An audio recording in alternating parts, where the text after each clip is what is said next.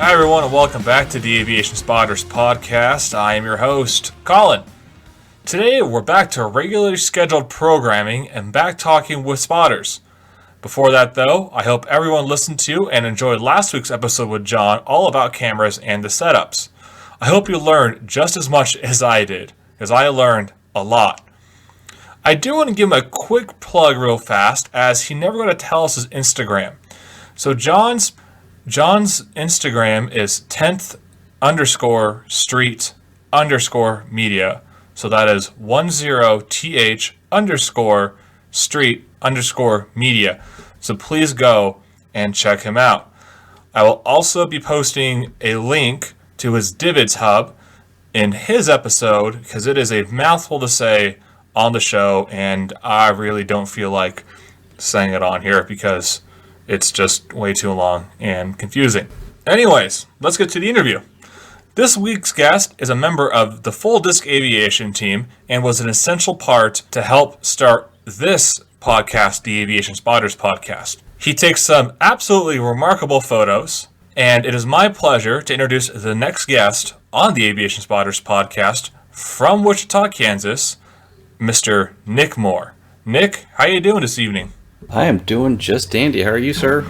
I'm great. Thank you for coming on the Aviation Spotters podcast, and more importantly, you were the one who really helped me set this thing up. So without you, the Aviation Spotters podcast wouldn't be in month 2. Well, it's my pleasure to help. It's one of those things that kind of fought through the pains of figuring that out on our own, and when you reached out, I was happy to at least tell you what I had learned over the last 6 months or however long. I guess it's been longer than that. 9 months we've been doing this, so enjoying the show, and I appreciate you having me on.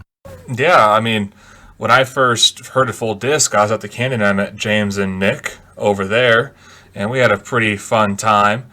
And then I just got the idea of, hey, you know what? We're in this global pandemic. Let's make the world a little bit smaller place, and let's start a podcast for the aviation nerds like you and me. Yep. And so I texted James, who then told me to text you, and I just kind of all fell into place from there, and I think it's going great so far. I know we have some pretty awesome fans that have been listening and sending me those profiles, what I set out to do. So like I said, thank you guys so much for what you did to help me get this thing moving. Yeah, that's kind of that's really the same reason we started the Full Disc podcast, was just an opportunity to get together and talk about aviation and photography. We've been fortunate to have a lot of photography guests and also some that weren't even photogs at all, that just share the same love of aviation, and it's just kind of one of those things we're able to get together and shoot the bull about it. So yeah, you've got some pretty impressive guests on there, and you guys had some pretty cool media stuff also with that. But anyway, let's get to the podcast. So let's get to know you a little bit. Where you're from, how you got into aviation, and yeah, what are your other hobbies besides that? Sure. Like you said earlier, I am from Wichita, Kansas, better known as the air capital of the world. Things are a little slow right at the moment, but for those that don't know, with Wichita, it's kind of the birthplace of a lot of aviation as we know it. Clyde Cessna, Walter Beach, Lloyd Stearman, all originated here with the Travel Air Company, and all branched out and did their own thing. Bill Lear then later on in time brought the Learjet to town, and Stearman turned into Boeing at some point. So there's a lot of aviation industry here in this town, and kind of grew up around it. My grandfather was a private pilot, quit flying right around the age of 90. Wow. And my first ride was, I believe, when I was 2 months old. Kind of funny that I spent the better part of my growing up years having all the opportunity in the world to fly, and I was afraid of it. And don't really know why that was the case. I loved aviation. I loved the idea of it. I loved going to air shows. I loved sitting in the plane and all that, but I was scared to death of flying. When I got a little bit older, well, especially when I was in college, a friend of mine had his pilot's license, and that kind of jogged my memory of my younger years. And so probably more than anything, that just kind of put a bug in the back of my head that something I wanted to do was, get over the fear of flight and, try it out. And fast forward a few years later, when I graduated from Kansas State, moved back to Wichita, and the company I was working for, we had a company trip, or a manufacturer that came to pick us up to take us up to the Racine, Wisconsin area for a factory tour that made light fixtures. And I went to the airport FBO, and I'm sitting there in the pilot's lounge waiting for, I didn't know what was picking me up, but turns out a private jet was coming to pick just me up. Oh, wow. And it was already loaded with people that they'd stopped by in Kansas City and picked them up. And probably more than anything, I spent that trip being intrigued by what was going on in the cockpit than the fact that I was in a private jet, as the rest of the crew was. So, kind of make a long story short, got home. I think it was the following spring. Pretty sure it was, yeah. I finally just said, I'd recently proposed to my wife, and I said, if I don't get this license now, I know there's going to be 100 other excuses that pop up in the way for keeping me from doing it. So I went down to one of the local flight schools, and at the time was able to get a student loan for low interest, and started flying. And about 6 months later, I wound up with my private pilot certificate, and the rest is kind of history from there. Along those same lines, right around that same time, in fact, I literally got a notification in my time hop here today that about 13 years ago was when I bought my first digital SLR. And that just happened to kind of coincide with right around the same time that I started developing that interest in flying.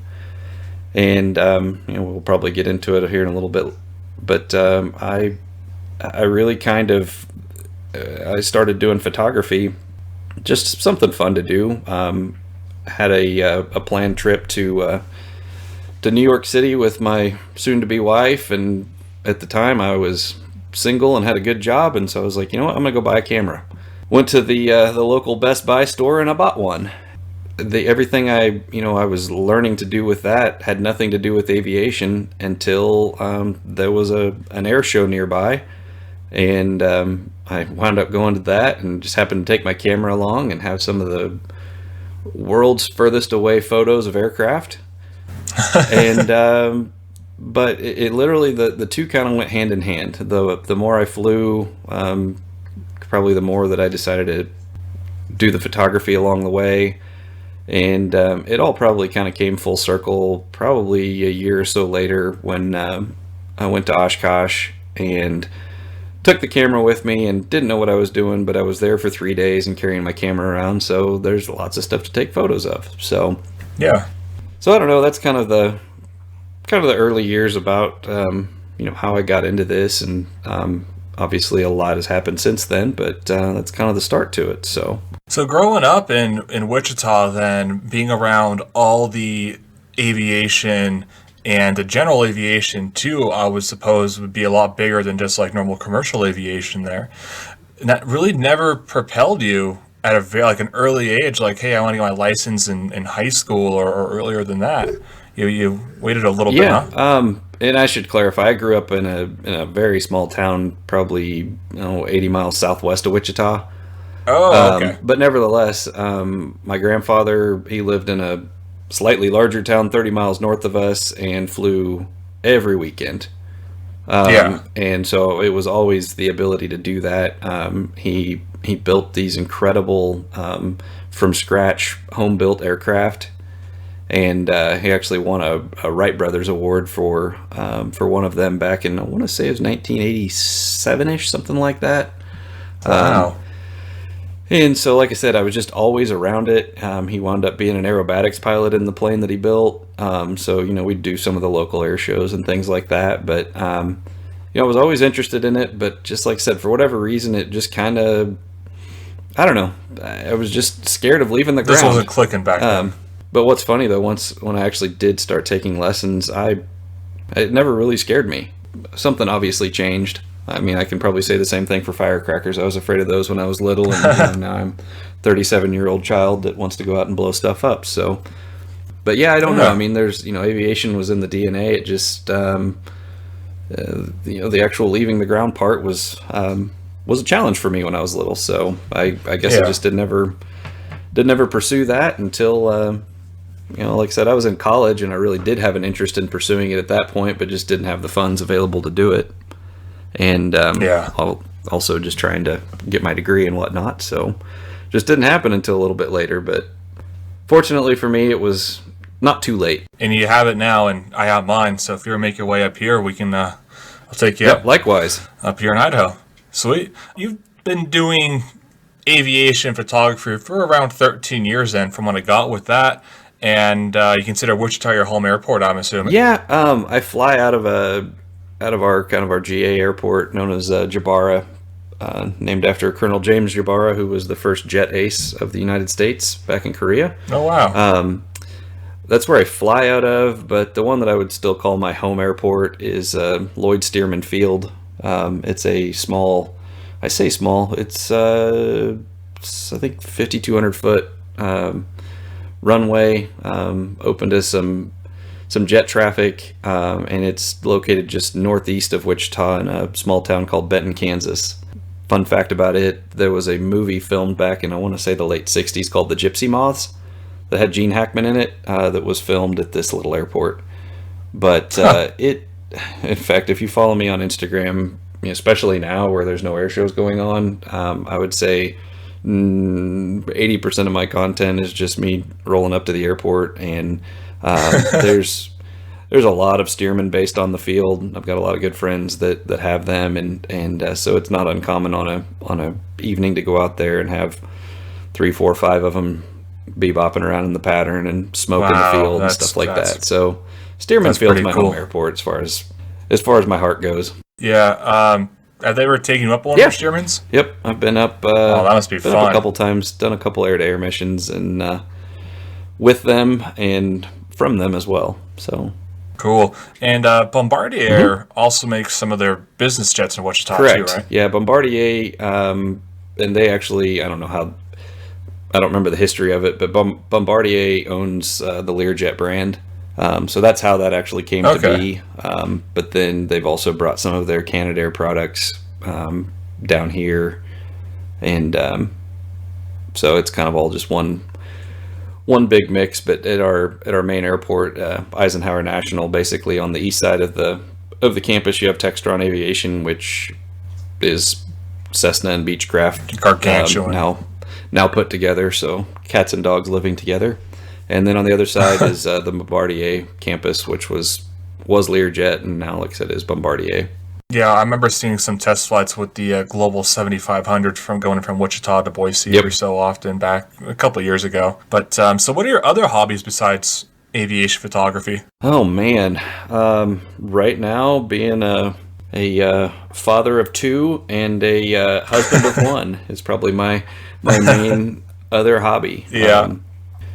My fun stuff revolves around aviation and photography, and then the rest of it's just kind of watching my kids grow up and hanging out with my family. Yeah, lots of time to do that now. Yeah. And we all I think the majority of the states were in the lockdown mode and all that, and it's probably brought a lot of people together, which is really nice, especially kind of here too. My dad was working from home for a while, and even though I was still working my job, it was just kind of nice to be a little closer with my dad and all that. For sure. So we actually moved to the house that we live in now about a year and a half ago, and fortunately enough, it's about 6 minutes away from Stearman Field. So really, anytime I just want to go, I'll just literally grab one body and one lens and just go up there and see what I can find out. But that's been the other nice part. I'm about sick of doing landscaping projects because we're about to run out of everything that we could have ever wanted to do to our backyard. So yeah. All right, that's a good lead-in. So you just grab a camera body and a lens, huh? So let's talk about the cameras. So what do you have and what do you currently use? I'm a Nikon user. I kind of stopped short knowing we were coming here with this question, but back 13 years ago, right around now, is when I went to Best Buy, and I was like, I'm going to buy a camera. I had no idea what I was going to get, and I talked to one of the salespeople there who assured me that he didn't work on commission, and he told me that he likes the Nikon just a little bit more than the Canon. So I said, okay, sounds good to me. And like with any good thing, you get so invested in all that equipment that changing out really just, it's never been too much of a question for me. So I've been riding the Nikon wave. I started with a D40 and then moved up to a D90 and then a D600, which I still have, and then most recently purchased the D500. So for those that don't know, the D600 it's kind of their first full frame prosumer camera. It did a lot of nice stuff, but at the same time wasn't to the level of the, I don't know if it was probably the D4S at the time that was their pro line. But plastic body, but full frame, really good in low light for the time. But it's seen better days now, a little bit slower, but it treated me really well, so I hang on to it as a full frame. And my most recent, which I purchased about a year and a half ago, was the D500, and it is just incredibly fast. It's a crop sensor, but to anybody that says that you need a full frame to shoot aviation photography, I'm just going to wholeheartedly disagree with that, because you just really don't.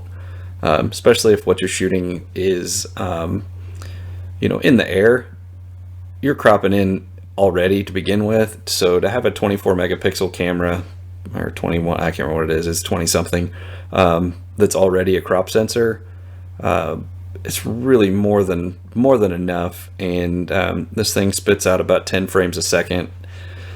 And wow. If you follow any of the stuff that I like to do, I'm a firm believer in having a lot of motion in my photos, which means I like to have a really slow shutter. And anybody that does shoot a lot of slow shutter stuff and tells you that, yeah, I got it on the first shot, or I took one shot and got this, is, I'm pretty convinced, not telling the truth. I'm here to publicly announce to the world that I shoot a lot and I throw a lot away, but the small percentage of keepers that I do have, for me, make it all worthwhile. At any rate, that kind of covers the two bodies that I have. I have a Sigma 24-70 that I usually use on the full frame for some static stuff, a little wider. And I have a Tamron 70-200 that is more of a portrait lens. Like to be able to crunch the depth of field down with an aperture of 2.8 and get some fun stuff there. That's also my predominant air-to-air lens. It's pretty lightweight. One thing I wish it had that it doesn't is image stabilization, so that's kind of on the list at some point, is to upgrade my 70-200 to probably the newer Sigma. And then my baby right now is the Sigma 60-600. That's the one that I don't know how long it's been out, but for me, it's I've had it for about 6 months now, and it should have been well put through its paces, but the pandemic happened, and it really hasn't. But I pretty well leave that and the D500 just married together all the time, with that on the wide angle of having the 60 millimeter even on a full frame. It's amazing what you can capture with that. And so, and having really effectively 10 times zoom with the 60-600, it's a really solid build. My favorite part about it is actually the foot on the bottom of the lens is about a full hand grip. So you can, if you hook it up to your camera strap, like the one that I've got that carries everything upside down, you can really just hold on to the whole camera body and keep it from banging into your legs or whatever, which is just a nice thing to have, and was an upgrade from the 2-finger grip that I had on the 150-600 that I previously had. Yeah, the Sigma lens that I had, the 50-500, had that same kind of grip. I could actually, I got some pretty big hands, and I could just carry it, like a carry handle. And now with the 100-400 I have, it's like a little 2-finger one. So I had a new strap, quick detach sling strap, and played on the camera, and bam, that's my go-to now, and so it's really nice. I was actually looking at a D550 to kind of get my feet wet in the full frame Nikon, but I just said, you know what, I've done enough. I think I'm just going to go straight to what I want, which is the 5D, and I'm glad I did. Let's kind of move it on here. What is your favorite airport to go out and take photos from? It's kind of a loaded question. Locally, it's Stearman Field, and globally, it's going to be Whitman Regional in Oshkosh, Wisconsin. That's my happy place. Sad I don't get to go there this year, but I mean, kind of for two different reasons. You know, the EAA boasts, you know, it's the spirit of aviation, and it's just one of those things that until you go there and you experience it, you kind of don't understand what that means, because it really, there's just something special about being in a place with over 10,000 aircraft and, you know, an attendance of 500,000 to 600,000 people. And, you know, and it's not like going to a concert. It's, you know, the people that are there want to be there, because it's not a cheap event to go to, you know, especially if you're coming from afar. But even the folks that live there, it's still, I don't remember, it's $25 or $30 a day to attend. And so, you know, you don't get a lot of people that, you know, just want to say, hey, I'll just go check this out. So people are, you know, they're well intended for being there. And it's really incredible. And I think part of also what makes it special, you know, my grandfather, as I mentioned, he started taking me when I started working on my license. And he had been going since before it was even located in Oshkosh. And, you know, so it had been a part of my life. I'd heard about it and seen all the pictures and all that kind of stuff, you know, for ages, but had never been. So, you know, I've been literally every year since 2008. That's probably 3 years ago, I guess now. I got asked to join the volunteer photo team for EAA. And that that's something that was honestly a goal that I had set for myself a few years back when I started taking this more seriously, that I really wanted to somehow get to the point where my stuff was quality enough that I could get that invite. And I worked really hard at that goal, and when that happened, it was just kind of one of those things that was just special to me.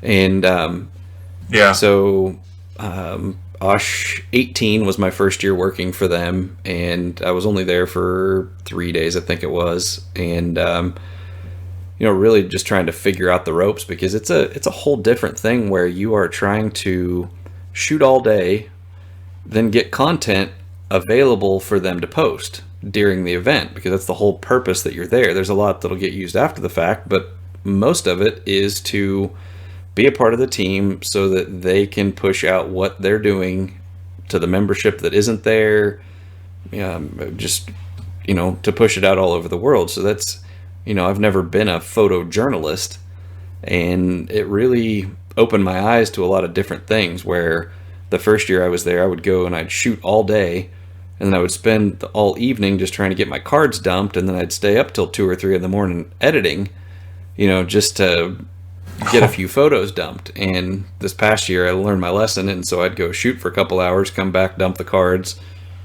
go back out and shoot, and I was able to crank through a lot more stuff. But with being on the photo team, the coolest part was the access, because there's a lot of people there, and there's what they call the burn line, where they just literally have burnt the grass, and you're not allowed to go past that. But working for EAA, you get a lot of latitude, and being effectively in the air show box with you know, the likes of Class of 45, Lopes Hope, the XP82, the Raptor demo team, you know, just all this kind of stuff is just, it was really cool. And so looking forward very much to doing that again next year. But kind of make a long story short, you know, that's my global favorite place to go. But even here locally, Stearman Field, there's no fence around it. It's a private owned public use airport. It's got a restaurant on the field. Got some very good friends that fly out of there. So I just go hang out, and I've worked a lot of connections where I can go stand in somebody's front yard that happens to be right next to the runway, and when you're literally shooting from 8 feet off the pavement, you can get some different looks at things that you don't get elsewhere. Yeah, I agree with you 100%, is having that sort of access at EAA Oshkosh. And I can guarantee you probably just made a lot of people jealous right there too, with the amount of access that you have. Yeah, for sure. It's one of those deals that I know how fortunate that I am with that, because for, I don't know, probably 7 years I was just I'd show up and be incredibly let's just call it what it is, jealous of those that were in that position. Yep. It's cool. It's one of those things that literally, as soon as the event's over with, I'm looking forward to the next year. And, it's making this year extra challenging for me, because it's literally the thing that, outside of spending time with my family, that I look forward to the most. And the fact that it's not happening, it sucks. But next year will just be that much better. Absolutely. And I hope the air shows that canceled this year will come back and be absolutely stunning next year, or whenever they come back. So real quick now, what is your favorite airplane to spot? I've probably got to go with the hometown favorite. The B-29 Doc also happens to be based out of Wichita.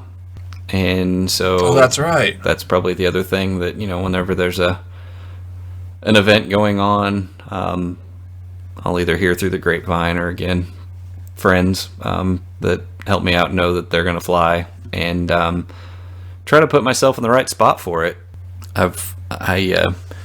My day job had me doing a lot of work at our airport, and so I'd made a lot of connections over the years with some of the airport ops people and things like that. So as long as you don't overplay your hand and don't over ask for things, usually they're able to accommodate getting you out to the hold line or the end of the Mauser or anything like that, where try to get a unique angle on something.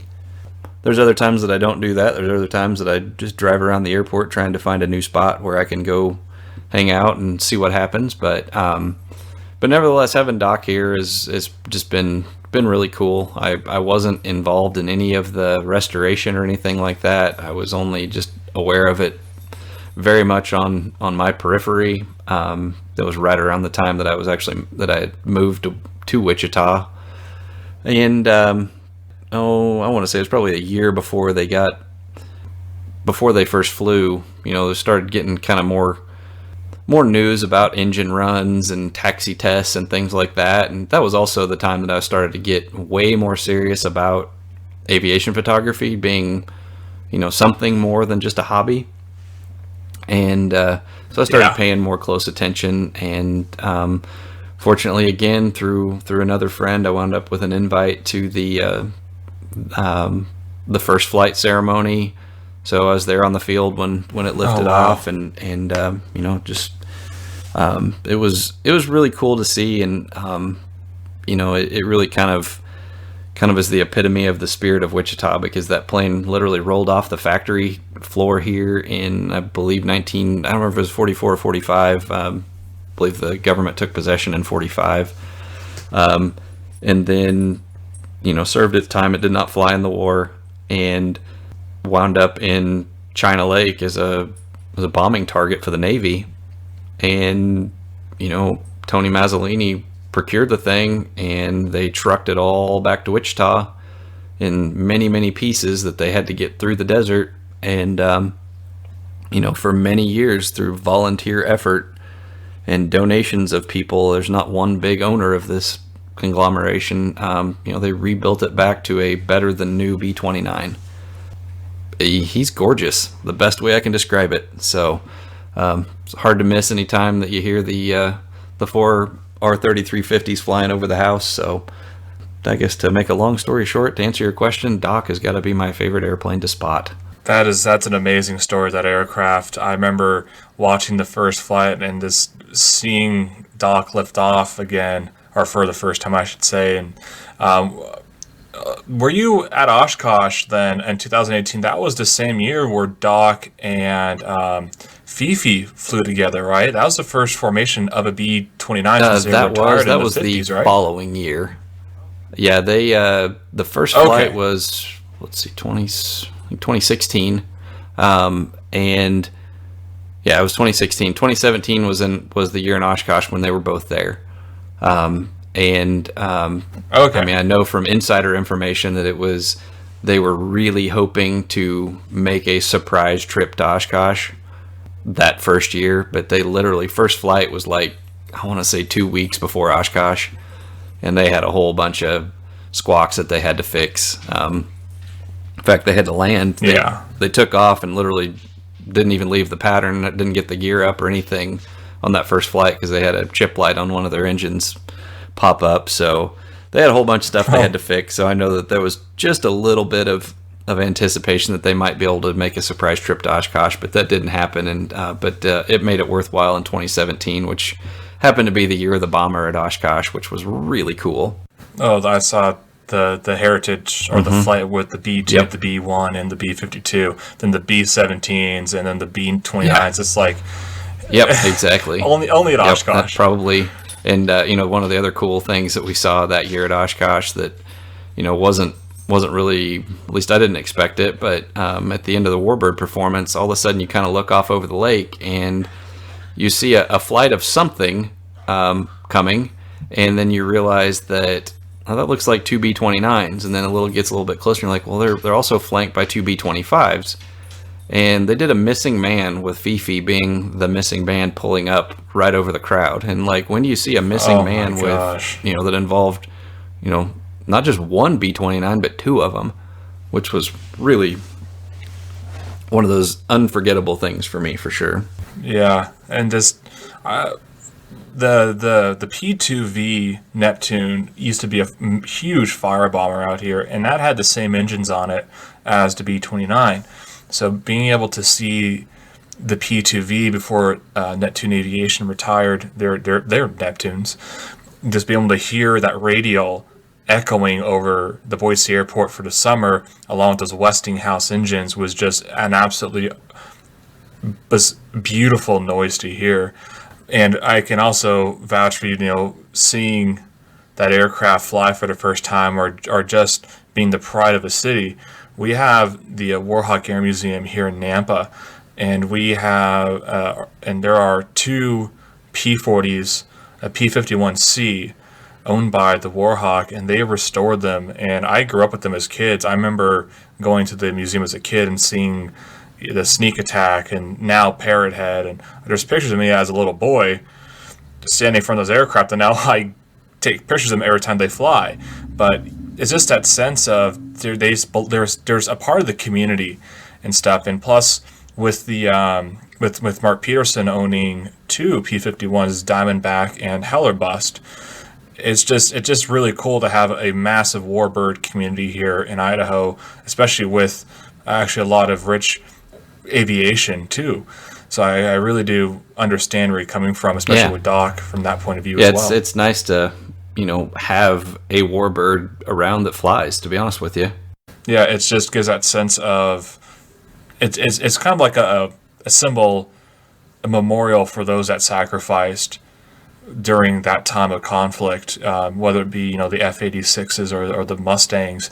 It just keeps a memory of those men alive that died or never came home. Yeah, and that's what that's part of Doc's mission, is obviously for those that fought, but part of the thing that they added to it for the city that I think is just a really nice thing is as a tribute to all of the people that put in the effort to build the things.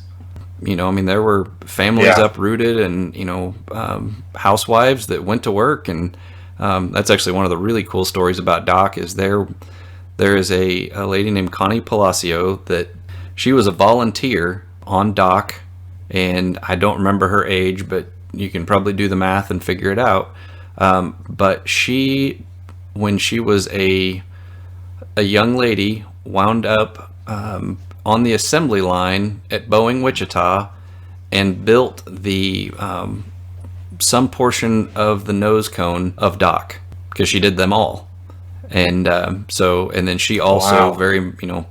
did everything she could do, trying to get the restoration done as well. So I mean, that's kind of a neat deal that she not only Oh built Doc man. once but built Doc twice. So I love those stories. Those are just really cool. That aircraft's back, and man, they're back on yeah, that factory floor, yeah, fixing her it's back up and getting pretty her ready to special. fly. I'm just going to switch things up here. Do you even have a least favorite airplane to take a picture of? I'm not into commercial aviation very much.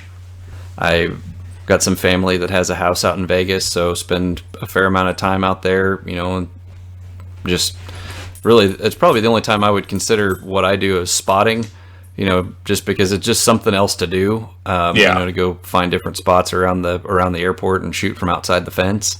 Those are, it's interesting because there's mountains and it's landlocked and whatnot, but it's not for me. Yeah. But I met up with some people out there I knew from Instagram, flying Pencil Aviation and Vegas planes, and Yeah, Terrell. can't remember the other one. But at any rate, I apologize. At any rate, I was just out shooting in a parking lot, and they were standing in the bed of their truck shooting. And I'm like an old grandpa compared to those guys. They were youngsters, but I mean, they had a passion for that stuff that I didn't have, and I sure as heck I don't look down on anything like that, because that's passion. That's great. It's not for me. It's more for you. But I love seeing the fact that they were like, oh, this yada yada version of something's coming in right now. Okay, cool.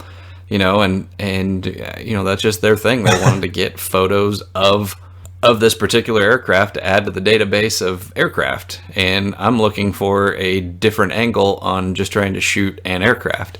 So it's just two different things. There's nothing Yeah. right about one and wrong about the other. It's just two different ways to look at that. So generally speaking, I would say for me, it's just probably anything commercial just doesn't really do it for me.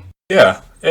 I understand that too. It's not everybody's cup of tea. I mean, you got guys that just solely shoot military low levels, and you guys that just go out to their local airport and just solely shoot whatever comes in. And I started with commercial, Yeah, and I love shooting both. That's it's everybody's preference, and it kind of starts somewhere. And I guess you started yeah. with the general aviation, I would assume, and with Oshkosh and all that.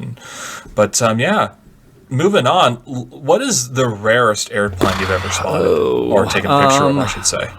well, I'm probably going to say the XP82 at Oshkosh last year, because there's only one of them. I'm sure that Yeah. there's others that are probably the only one, but that's the one that, I'll say this much, that's the one that I had the probably $17,000 worth of camera equipment in my hand for when it flew by, and I happened to be right at the hold line. So I'm going to go with the XP82. That aircraft is absolutely a Yeah, technological engineering marvel, and I cannot wait to see that in person. And apparently, she is going to Madras, Oregon really? now, if Huh, I'm correct in saying. I believe the Ericsson Aero Collection really? has I didn't, acquired I her. didn't know that. I may be wrong. I probably am wrong, but I heard the rumors that Huh, she's going to Madras. So that'd be kind of cool because John and Sue Paul at the Warhawk Air Museum, they sometimes get some of those yeah. Madras birds over here for their Warbird Roundup, and oh my, well, how much do I love to see that Yeah, plane at definitely. Nampa? It's one of those things, I'll probably get crucified for saying this, but the H model P51 and the XP82 are fugly, is the best way I can describe them. I love them. The H model is an Yeah. interesting It just, I P51. don't know, something about the body shape, from the side view just doesn't do it for me. But nevertheless, they're ultra rare and super cool. So love them both, but they're Yeah, ugly. yeah, no, that H model was here at the Warbird Roundup last year. It's actually really cool. The Warhawk, it's called the Warbird Roundup for anybody listening in the southern Idaho area or around that area. Every August-ish, the Warhawk puts on a roundup called the Warbird Roundup, and it's grown substantially in size over the past years. But last year, they had every single variant of the P-51 Mustang except for the XP-82. I mean, they had the A model, the B model, C model, D model, TF-51, and the H model. And it was absolutely incredible to see. Granted, the C model, the Boise B, she didn't fly. They had a belly up in Lewiston, Idaho during a fly-in earlier that year. So she's had some damage and wasn't able to fly her. But otherwise, every single variant of the P-51 was at that air show. And then the H model and A model went up at the same time, which was this awesome to see both ends of single engine Mustang. Yeah, I've at Oshkosh last year didn't have an A model, but EAA has the prototype Mustang. So Connor Madison, my friend that I work for up there when I do, he had arranged this shoot using the models that he had built of all of the aircraft and aligned it up in Warbird Alley. And so they went and set up the aircraft, and he was up in a boom lift for the photo of it at sunset. And I wasn't in the boom lift, but at least got one from the ground. But it basically had the XP-82 in the back, and then the prototype P-51 in the front, and it was flanked by Lopes Hope, the H model, obviously a D, and I can't remember what else, but I'd have to go back and look. But I think really the only thing that was missing was an A model. It was just like, man, where else do you go to see all this just, parked on the same piece of pavement? Only in Oshkosh. Only at Oshkosh. All right, so the next question is what events and or location outside of General Airport spotting is your favorite? We've already established, I want to go off on a limb that your favorite event is Oshkosh. So, what is your second favorite event and or location outside of General Airports to go I'm going to have to go with Plains of Fame in Chino, California. That is a great one as well. I have not been to Chino before, believe it or not, but I was going to go this year, and we all know how that turned out. But like I said, with the Warhawk has a very good relationship with Plains of Fame. Like half the stuff for the roundup comes from Chino. The really cool thing about Chino, it's a blessing and a curse because unfortunately, and I mean I get why they do it, but they start the air show at like 11 in the morning, and it's literally nonstop flying. I mean there's something in the air until 6 o'clock or 5 o'clock or whatever time it is, probably 4 o'clock. But the problem is that light at that time of day just sucks. They launched the pea shooter, and rest his soul, the flying wing was had unfortunately crashed last year. Literally right before the show. But they launched all that stuff, then a bunch of P-47s and just stuff like that was amazing. But it was just literally high noon, hot. The photos are just. I have a photo of them, but other than that, they're just nothing to write home about too much. And as the show goes on, and later in the afternoon, things get to be considerably better. But that's the curse of it. The blessing of it is that if you look at the runways at Chino, they're not perpendicular to one another, but they cross each other kind of on an angle. And so what that gives is a ramp that curves. So the pattern that all of these aircraft fly, it's literally a banana pass every pass, which is super cool because you're not just getting this straight and level somebody flying by, you're getting a banana pass every time. So you're getting kind of that top side shot, lots of prop blur, lots of noise. One thing I don't like about air shows is smoke. It looks neat for a while, but after a little bit, you're just like, all right, I'm smoked out. Especially as a photographer, it just kind of ruins a lot if the wind's blowing the wrong direction. But these are all legit warbirds, and they're not loaded up with smoke, so you're catching things in their natural beauty, which is super cool.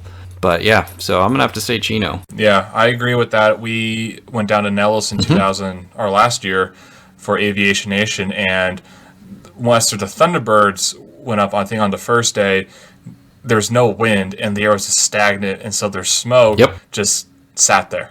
Like there's nothing. And it came to the point where all the photographers, I've never seen this in air show, but all the photographers had their cameras down. Like, we were not taking a single photo. And I think the Thunderbirds also kind of knocked it off a little bit so they could, see each other, which is kind of important.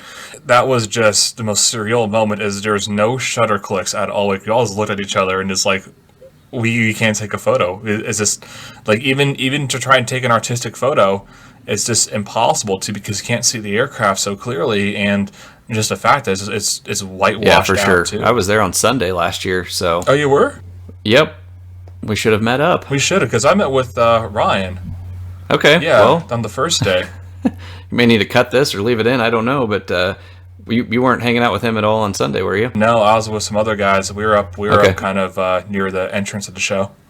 Okay. That German P3. Hey. All right, so let's give us a little spotting story, man. Anything interesting happened to you, or just happened while you were taking photos? I'm gonna say this is gonna be a total surprise to everybody, but it's Oshkosh related. No. Yeah. And it's kind of infamous now, but I've been shooting at Oshkosh for quite a while now. Got several of the Twilight shows under my belt, and every year when I'm there, because I'm never there for the whole week, so typically I only get one of the Twilight shows, but every time that I've been there, there's been what is almost going to be a perfect sunset to be foiled by clouds that popped up at the wrong time. This past year, that changed, and there was a crazy towering thunderstorm just to the south of the field, about 20 miles, that just kind of hung out there with lightning, and just looked like popcorn clouds all over the place. And I was sitting at my spot at the north end of the field, right over by the hold line, and was with my buddy Ryan Tykosh, and I just said, I've done this before. I was like, there is going to be a cloud that's going to be tiny, but it's going to pop up and it's going to ruin all of this. And just me being the eternal pessimist, I guess, I was rewarded for that, because no little clouds popped up, and we got to witness Loco tearing it up in the Raptor at twilight with the most golden light I've ever seen against these orange and yellow and pink puffy clouds with lightning. And it's the most incredible backdrop I've ever seen. After a while, we just finally had to put the cameras down for just for a little bit, just to soak up what was happening. Yeah. Because it was just absolutely perfect. Is the best way I can describe it. Man, didn't Dojo decide to join the party also and try to one up? No, not that point. I've seen the photos from other photographers and yourself and Ryan's, just seeing those clouds that night, which I don't know, that must have just been the plane spotting gods were smiling down upon Oshkosh. Indeed. That's one of those things that we talked about afterwards, but I was like, we're forever going to be chasing that night. Yeah. Because, for the stars to align with that kind of weather and, the timing of all that, there will be a good time again, but I just don't know that we're going to see something like that. Yeah. Because in typical Oshkosh fashion, typically that storm would roll right through the field and cancel the show. Yeah. Anyway, man, let's start wrapping her up. So, do you have any tips, words of encouragement, anything else you want to add to the listener? Sure.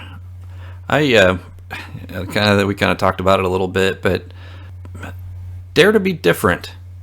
So when you go out to shoot somewhere, I'll use any air show for example. Everybody crowds show center.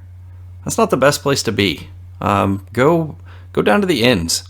Go just try something different. And it may fail 9 times out of 10, but the one time it's going to make it worth it. Along those same lines, make connections with people. Make connections in aviation. You just never know, a relationship that you've developed over the years and friends. You get a lot of opportunities from that. My ride on dock kind of is one example of that, my first air-to-air was another story where I got a call from a couple of friends, one that had a bird dog, and actually had a bird dog and a steerman, and they called up one evening and said, "Hey, would you be interested in coming out and trying an air-to-air shoot?" And I'm like, yeah. And had I not have such good friends that take care of me that way, that would have never happened. And just put the time in and get to know people, and don't take advantage of people. Just develop those relationships, because you just never know when something's gonna pop up there. So that, and the actual a real tip as far as photography goes is, if you're gonna work on the slow shutter thing, don't get discouraged, because like I said, there's so much that I shoot that gets thrown away. I mean, it's an unbelievable amount of stuff. Along those same lines, don't be afraid to go out to your local airport and shoot Cessnas. If you're gonna, in order to be able to get good at panning and holding still with a slow shutter and whatnot, just practice is what you need to do, because it's amazing. It's a muscle memory thing. It's not just one of those deals where you pick it right back up and you're as good as you were when you hadn't done it for 4 months. So take anything that's flying, or even driving for that matter, cars, kids on bikes, whatever. Get out and practice. So yeah, agreed, man. And dare to be different. I love that. I that is such a great little phrase right there. And I encourage all the listeners to be a little bit different, and don't try to be in the shadow of someone else. Get out of that shadow and be your own self, and just be different. Yeah. Be unique. Be someone. Be yourself. That's extremely well said. And going out to local airports, shooting Cessnas, dude, I've done that more this year than I have done in the past. I've gone out to Nampa and Caldwell. I've gone out there to shoot the helicopters at Caldwell and the Cessnas at Nampa, and it just brings back a sense of just the love for just the love for general aviation, and the general aviation that made me get into aviation photography.